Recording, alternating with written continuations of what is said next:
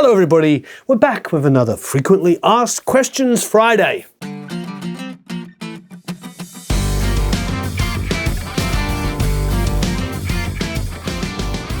I do hope you all had a marvellous week. It's Friday and we have some wonderful questions.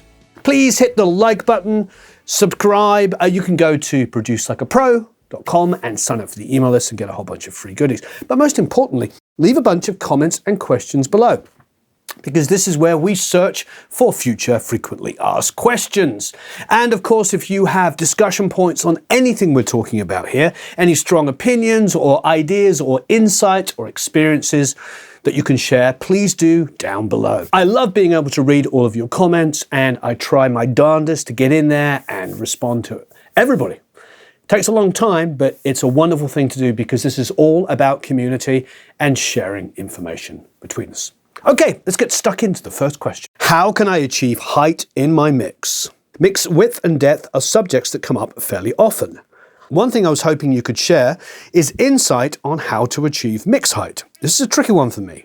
I hear amazing mixes that have certain parts, vocals, guitar solos, percussion, etc., that float above the stereo field's typical horizontal plane. I've tried reverbs and short delays, but I can't seem to get it. If you could please share your experiences, techniques, and guidance on how to create height in the mix, it would be greatly appreciated. Really, the answer is quite logical. If I turn around here for a second and I point towards my Genelecs, you have a main driver here and a tweeter there. So you have low end and high end. You perceive high end to come out higher in position. So if I want width, I'm going to pan left and right. I'm going to use depth. I'm going to use reverbs and delays to make the signal feel like it's being pushed back. If I want height, I'm going to go for higher frequency, and I'm not going to cross it over into some of the lower sections. It's really interesting when I listen on really high quality hi-fi speakers, for instance, especially like multiple drivers where they have 2 to 3 or sometimes 4-way speakers. 4 ways would be with a sub. The height is perceived because 90% of the signal is coming out of the tweeters, not out of the mid-range drivers, which might be in the middle. Some of the high-quality hi-fis get away with this by putting tweeters in the middle, which affects how things are. But depth is perceived by things coming to you really super fast, which is high mids, especially where your ears are super sensitive between 3 to 5K. But height can be achieved by working in high frequencies only and not using a ton of low end. It's really interesting how that works, and it's perceived in different ways depending on how you are listening. On a pair of headphones, if the signal is coming to you from one direction, that height doesn't seem to be as relevant. But the high frequencies still seem to be moving a lot faster, obviously, because they are, and a lot more forward. So I think you need to experiment inside of your mix with how to create all of that space. If you've watched a lot of our videos that I've done in the past, you'll see that when I do reverbs and delays, I don't just always take a signal and send it to a reverb and process the reverb with gentle compression and EQ and all that kind of stuff. Now, sometimes I will do really ridiculous things. I'll put a delay going into the reverb. Many people do that. But I'll detune the delay. And what that does is it does create depth, yes, but it also creates a separation. So you can actually, if you want, keep that sound quite forward, but give it an illusion of space around it. So think about things like that. Think about taking, say, maybe a DI on a guitar and just sending the DI to a reverb. So the reverb has this really super clean DI, but the mic sound might be super heavy. It's a wonderful effect to have heavy guitars with a mic on it, but then the reverb being triggered from a clean, super clean DI. It's amazing what sort of a halo it will give around it.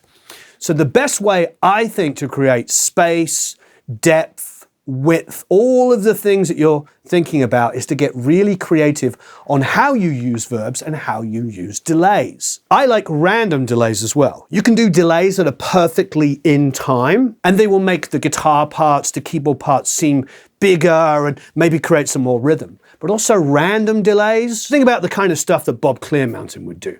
He used a lot of random and detuned delays and reverbs, and it really does create a lot of space. I've worked with many, I'll say it 5 times, mixers, and Clearmountain does that stuff far more predominantly than I've seen anybody else do. So think about it. Delays that are out of time. They don't have to be loud, but just random delays. Delays that are detuned. Not loud again, but they will just separate the signal. Reverbs and delays that are working together out of tune.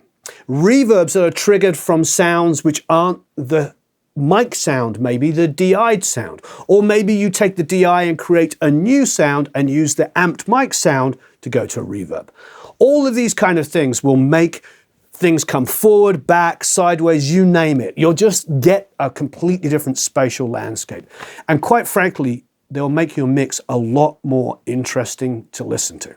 So, try them all out. What ideas have you done? Please leave a bunch of your ideas below. I'd love to have more of a discussion on this, because this is quite advanced stuff and it's really rather exciting. What are your thoughts on trading services? I ask this because the budget does not always give me the ability to hire other musicians. I thought that I could offer my time and services of equal value in return to the hired gun when the budget doesn't allow enough to pay them. Yeah, that's interesting. I think every single situation will present a different set of issues. When you have an absolutely massive budget, it can give you the opportunity to hire whoever you want. But you shouldn't always just be hiring for the sake of it. What do I mean by that? I mean, just because I can now hire the most incredible drummer in the world, which I've been fortunate enough to do, to hire people like Vinny and Victor and Drizzo, you know, all of these incredible musicians, I've been fortunate enough to hire them. Just because I got access to them doesn't necessarily mean that it's the right thing for that song if the drummer and the bass player in the band have a synergy. Budgets can be an incredible thing, but you need to be finding problems that you want to solve by spending money, rather than just assuming money is going to solve problems. That's the first thing. I know that's quite obvious, but I think that is very important to think about. Dave Jordan has made a lot of my favorite records, and it's only been once or twice that he's admitted to me that he's ever replaced a musician in a band. It's very rare. He prides himself when he was producing some of those huge records in the 80s and 90s, he prides himself on getting performances from the artists because they bring a uniqueness and an understanding. And quite frankly, you're reinforcing a band. You're helping support a band and you're teaching them something. They're learning from the experience and they're growing. They make a record with you, they leave the studio and they feel like, wow, I learned from working with that producer, with that engineer, with that mixer.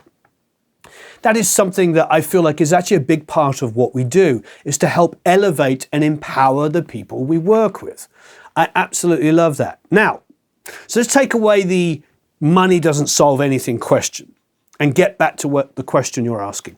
I think the reality is it's okay to trade services. If you're a really great guitar player and somebody wants to hire you and they're a great producer, then maybe you say, okay, would you produce a song for me if I play on this album? It's quite possible you can figure it out. The only thing I will say, and something to take into account, is when I've hired a band, for instance, especially of great players, I'm probably paying them more per day than I'm making myself. That happens a lot because you want the best musicians. And you might only hire them for 3 days out of a 3-week record. And you're paying them like a big chunk of income. I will always try to pay my musicians as much as I possibly can. If the budget is there, they're always the people that I pay the best. It's really important to me that I can call a musician and they will come and work for me at any time. If they're free or if they have a conflict, I want them to choose me as the person they would rather work with. So I'm the guy that pays them the best I can at all times. Bear that in mind, meaning if you're getting a musician to come down and work for you for free for a day or two, you might be mixing 2 songs. It might seem like, well, those 2 songs are going to take me 2 days to mix and he only worked for 6 or 8 hours. Well, you know what? That's just the way it is. I think when you're asking people for favors, you have to really go out of your way to reward them, because then they will come back and do you a favor again. That's really the dynamic. If you're asking for a favor from a musician, make sure when you can, you reward them really highly. Another thing that's very important is, like, I'll hire somebody on a reduced rate, and the next time a paid gig comes up, I go to them, a highly paid gig. I don't go, oh, well, there's a better guy I can get.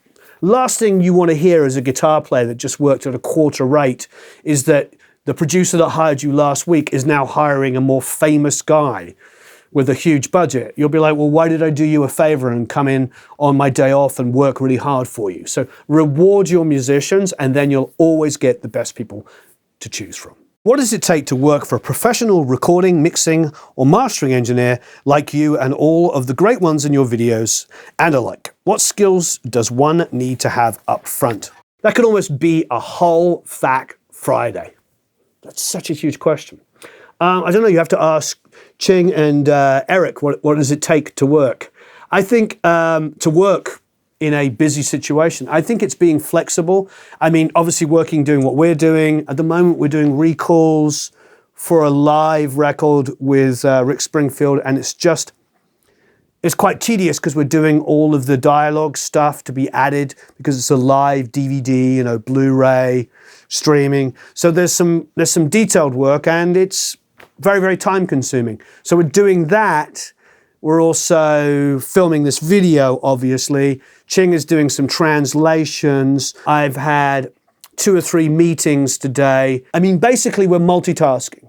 And I think these days, if you want to get involved with professionals that are busy and are making a living, you're going to be doing all kinds of stuff. We had Chloe in last week singing.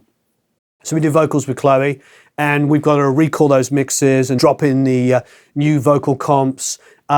There's all kinds of stuff going. And then, of course, we'll be tracking some stuff soon. It's like juggling multiple things at all times. So what does it take? It takes being humble, rolling with the punches, because you might not be doing anything that's musical for a couple of weeks, and then suddenly you're in a studio doing tons of musical stuff. There is no rules, there's no laws as to what you will be doing. And if you're going to work for somebody in the music industry that's super busy, this is what it's going to be like. You're going to be doing multiple things. There's not going to just be one size fits all. The days of somebody like rolling in casually into the studio at 12 and then leaving at 6 have gone. Those big mixers that had those kind of schedules, it isn't like that anymore. I have a wonderful manager who manages a lot of incredibly successful producers, engineers, and mixers, and none of them are working 18 hours a day just, doing like mixing huge rock albums. Go look at the charts. There isn't 10 huge rock albums in the top 40 at the moment. We can all, cry about that. But the reality is the business is different for everybody. If you're in rock, you're hustling. You're going to see bands. You're listening to demos. You are doing everything you possibly can. Make sure that your name is out there and you're working with great artists and helping develop them. That is the new music industry. Developing artists has always been there, but now you do even more of it. And working with independents is prevalent for everybody. Between every label project, there's probably 4 or 5, sometimes up to 10 independent artists, then back to a major label one, then 10 independent artists, then back to another. That is everybody's world now. There's only a handful of people in pure pop and maybe EDM and hip hop that are only doing that genre. Everybody else is working and like hustling like crazy. So why am I saying all this? If you want to know what it takes, you have to be able to roll with the punches and do all kinds of different things. Some of them are going to be mind-bogglingly boring, and some of them are going to be really exciting. But when you want the opportunity, you just roll with it, because staying power is one of the biggest things in this job. The ability to just roll with the punches, learn how to interact, learn all of the different techniques of dealing with people, recalling consoles, mixing in the box, miking things, learning all of those different things. So at the drop of the hat, if somebody asks you to do it, you just get it done. So learn to be good with people, learn to be accepting that there is no one size fits all. Not that there ever was, but now that's very, very unlikely. Unless you just want to go and work at some huge studio and just be a gopher and clean up and, run and get food, if that's all you want to do, then you're going to be one of about 10,000 people applying for that job, because those are few and far between. But there is that career path. It's just fading fast. Anyway, hope that helps and doesn't confuse. What is your current experience? If you're employing assistants and interns and all that stuff, or if you are an assistant or an intern, what is your experience? Please leave it below. We'd love to know more about it. That was a wonderful question. Thanks ever so much. Have a marvelous time recording and mixing. Please go to producelikeapro.com, sign up for the email list, leave a bunch of comments and questions below. Let us know your experiences and have a marvelous time. It's great speaking to you all. See you all again very soon.